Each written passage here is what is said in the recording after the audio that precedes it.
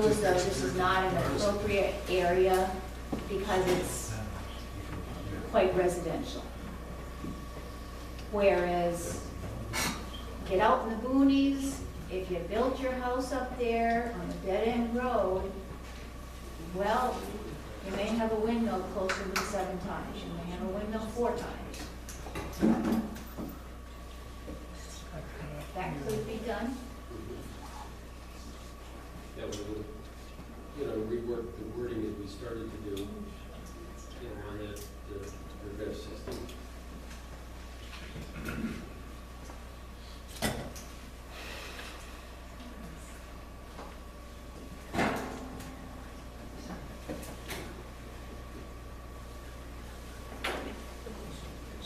Well, in the spirit of cooperation,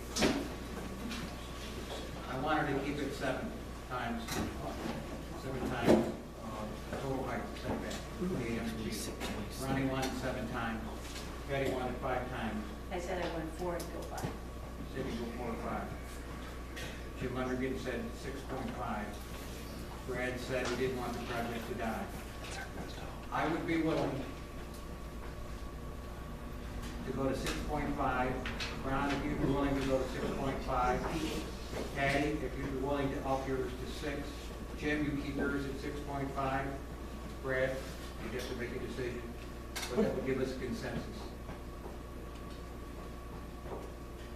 I was thinking maybe 6 to compromise, so I'm not far off. I understand either side.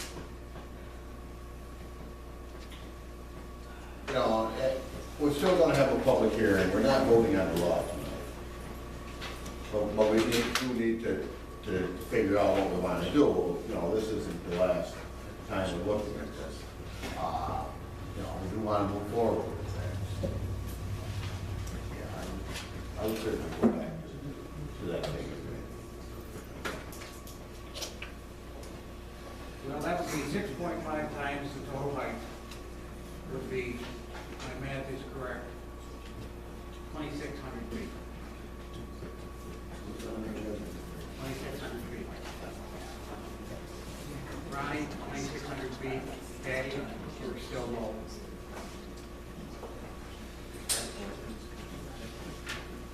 Jimmy, you had 2,600 feet. Brad, you're pretty close to that. It's not the 2,800 feet that I said I'd be adamant in, but for the spirit of cooperation and coming up with a number for these people, for those people, I'd be willing to compromise at that 2,650 feet. So maybe going with the footage rather than times the wind. No, that's 6.5 times the height of the tower. 6.5 times 400, who's got a math computer on? So then if they chose to do a short tower, Right, that's they're right. gaining that. Right. Yeah, they did it with. Good idea. It'll be 2,600.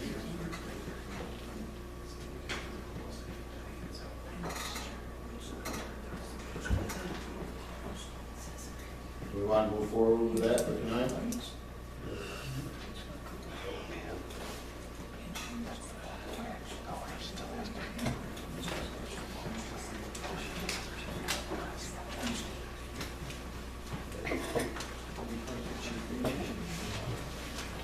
I think in lieu of,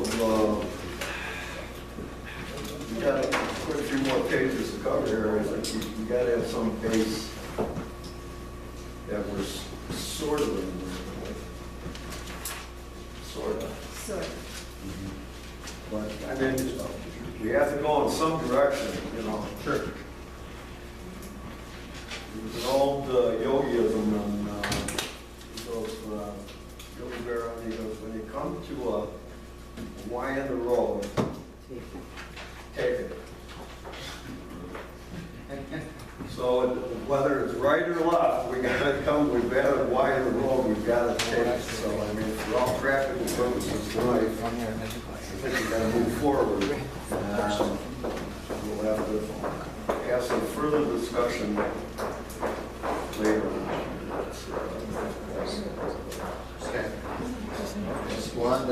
What do you do? Put 6.5. 6 p.m. times. 2600 feet, 6.5.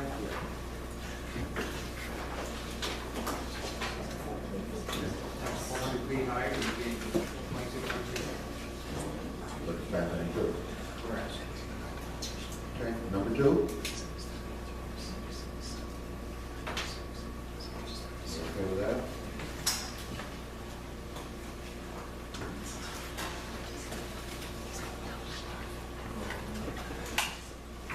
Trees, good, 4, highway.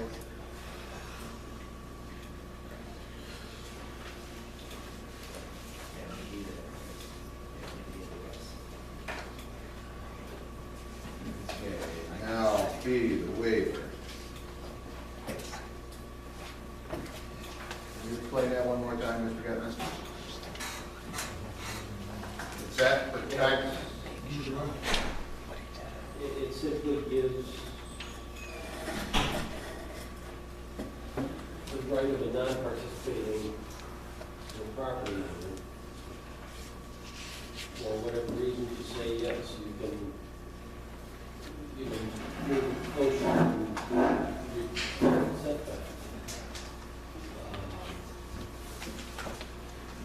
And they may, seek some compensation for that, or they may, it may just be that they're a good neighbor and they say, go ahead. But the planning board wanted to have that minimum, so essentially all it would be doing is cutting, if you went to 6.5, it would be cutting it from 6.5 to 4. It doesn't cut it out completely. and I guess, what I want to hear is straight, that if someone is not participating, and does not sign a waiver, even if their neighbor signed a waiver or whatever, the windmill could not be any closer than what we've established at The required setback. whatever it is, 7 times, 6 times, whatever. So there's no loophole in there that one could get snuck in their backyard. No.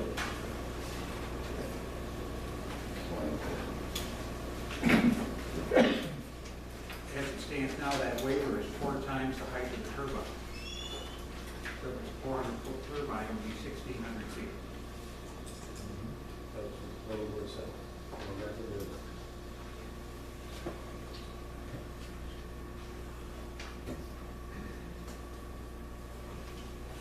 Right, in that,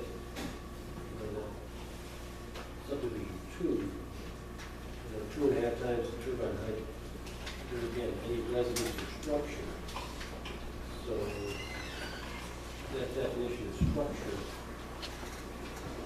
is important. Essentially, that means 1,000 feet from anything.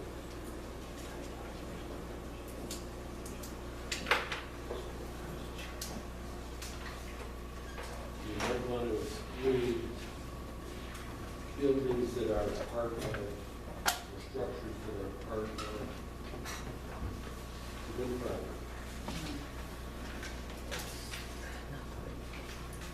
Where did the 4 times come from? Actually, we're just against, Yeah, It's just, we're just a figure that's going up, because you don't want to go back to the participating sex, so we still want to keep it back away, which should benefit the non-participants. I just wondered what this figure Yeah. generated out of. The reasoning, the reasoning behind it. Yeah, it has to be a benefit, so.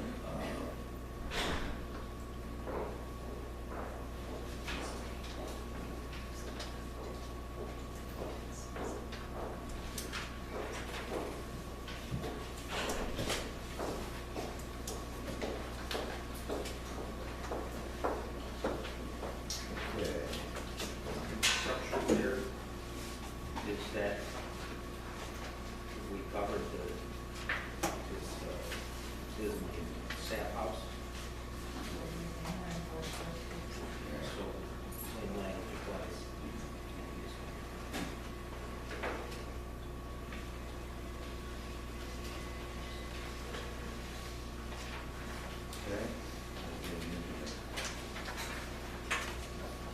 town limits.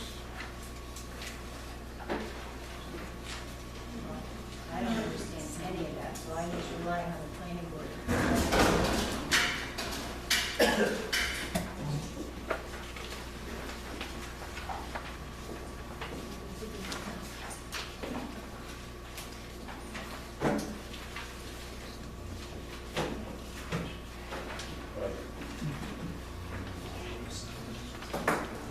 Voting.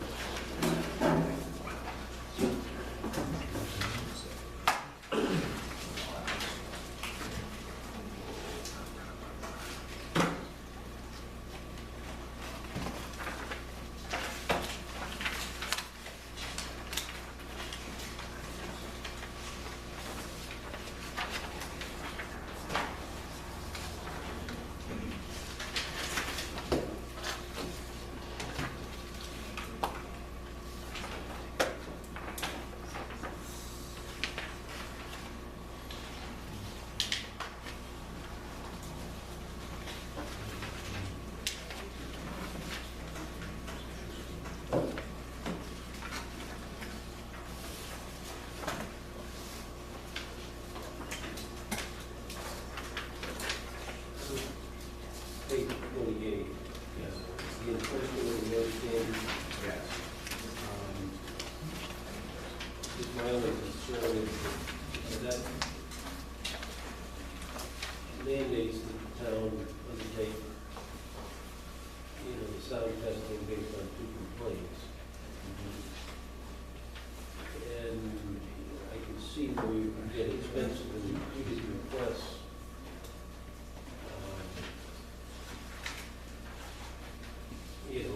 Essentially, the town then has no discretion. I'm not saying that the town shouldn't pay attention, but I'm not so sure that they should be mandated to undertake tests, Town doesn't. which are going to be expensive. I think that should be reworded to, I just think the town board needs to recognize that, when they want 2 people who decide they want to complain, the town's going to take some significant costs. It's not the town. It's supposed to be more, it's supposed to cost us more, Well, it doesn't pass that on in that paragraph. See the written well, that's what it should be. It says that the applicant will do testing if in fact, the limits are exceeded. But you've got to show that they're exceeded first. No, it doesn't.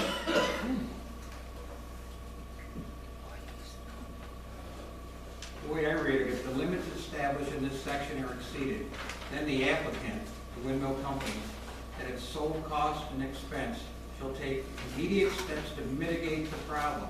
The town may issue an order to cease operation in the event that the applicant's failure or inability to mitigate the problem and cause that windmill to be operated within the limits established in this section. still, it doesn't say who's paying for the. It doesn't say no, so it should be in there. But regardless of who's paying for it, I mean, I guess I'm not sure, 2 complainants should be able to get anywhere to the town. I'm not saying it's going to be a nuisance, 2 nuisance complaints, but you could envision that could happen.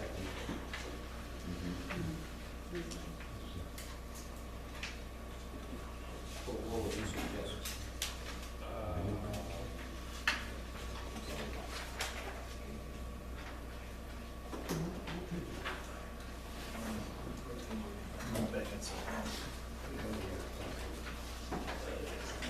my feeling is the town shouldn't be mandated at all.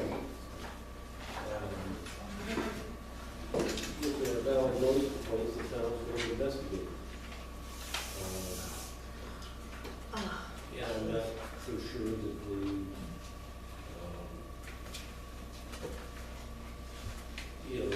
the cost, shouldn't be passed off to the applicant. If the town, requests, those tests. But, Could this be something that you got to see as codes officer?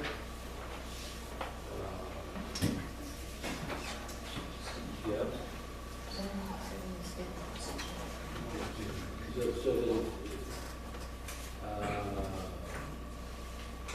so the code officer would be he would be the one to determine whether or not the applicant should undertake further testing.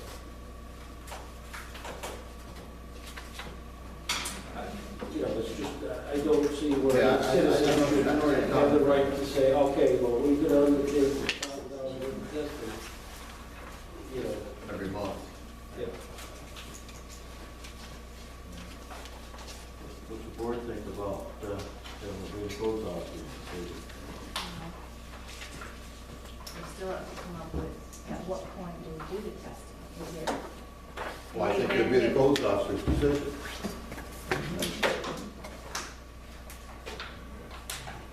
On the event we receive consistent reports, or I don't know, how do you word it? In the event that, he received, complaints, the code officer would determine